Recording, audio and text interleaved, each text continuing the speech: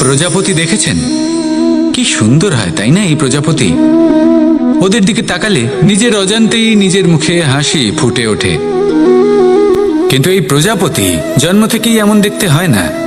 জন্ম থেকে এদের কাছে ডানা থাকে না, এরা উড়তেও পারে না। যখন একটি প্রজাপতি জন্ম নেয় তখন প্রথমে ডিম অবস্থায় থাকে সে। আস্তে আস্তে সেই কবচ সে ভেঙে ফেলে, খুব পরিশ্রম করতে হয় তাকে। তারপর কীটের আকার ধারণ করে সে চলতে থাকে।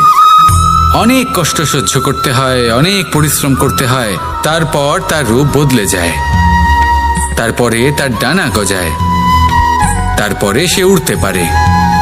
এই নিরন্তর পরিশ্রমই সাফল্যের মূল মন্ত্র হয়।